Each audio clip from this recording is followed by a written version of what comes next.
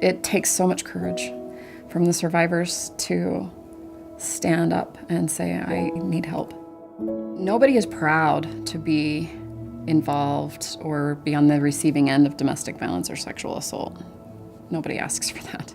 It goes unnoticed, it's invisible, and unless we speak up, unless there's a voice to it, it not only goes unseen, but it oftentimes is difficult for people to believe.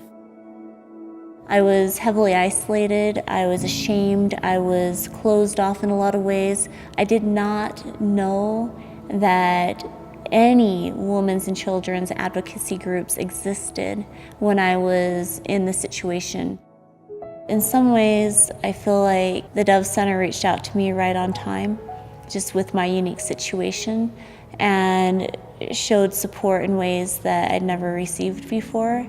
And I think because they work with a lot of women and children and they know the signs and the symptoms that other people might not recognize, they recognized in me something that would help me to move through and be able to be strong in this society again and rebuild my life.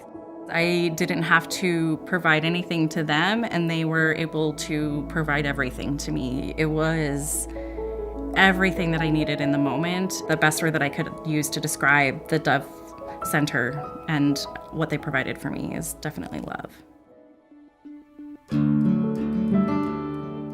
Once people understand the story of the cycle of victim abuse, it really hits you in the heart.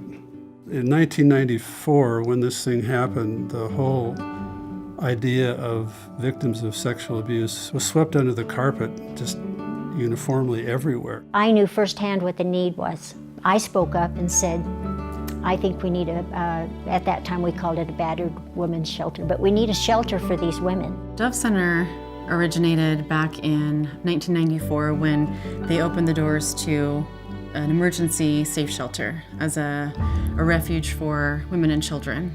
It evolved to serve more than just people needing and looking for a safe shelter, to where in 2010 it also provided aftercare services and outreach services, from advocacy, case management, and to counseling for people whether they were in shelter or not.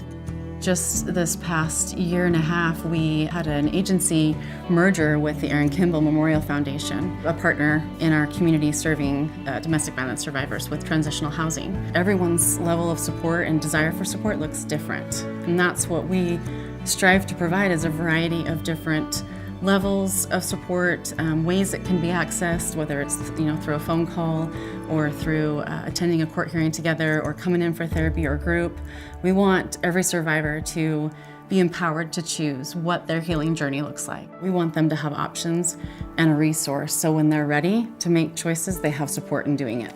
Everything kind of seemed crazy that first day, but there was just nothing but support from everybody from the moment I walked in, from all the advocates. The director was there that day, and I remember talking with her and having her just validate that, I needed to be there and that they were going to be able to help me. There's so much good in the world, and there's so many people who really care, and there's so many people who are willing to help those who need the help. I think it's about education and awareness. And I think it's just about acceptance of the problem. It's not like we're going to be able to fix it in one day.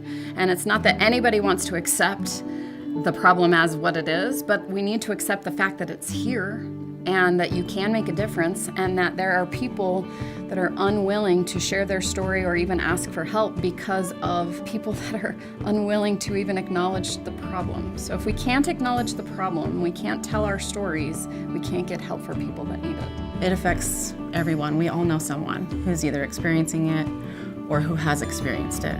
I feel like a really critical responsibility that we have is helping spread the word of where to go and what's available. I'm so impressed with our community and the fact that they are willing to get on board and get behind our cause, and they want to change.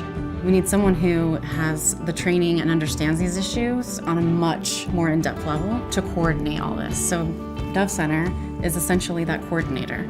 They bring in members of government, law enforcement, funders, legislators. They bring in the neighbors, the school teachers, the community partners, and help everyone understand this is how you identify the issues. here's a resource available where you can send people, and here's what they can expect from us when they come. Because it does take all of us. It takes all of us to be the solution, not just part of the solution, to be the solution. Like me, there are a lot of people who suffer, and like me, they have shame, they have threats, they feel like there's nowhere to go, they think that it is their fault. I believe with all my heart that it is possible to rebuild a life by stepping into the process and by trusting that we're going to be okay and that there is help and there are people who care. They're just so afraid and they're stuck. I just think that the Dove Center has saved a lot of lives. I really do. We just need to make sure that the community is also aware that they can be there for our friends and our neighbors and our family when they're ready to stand up and admit that they need help.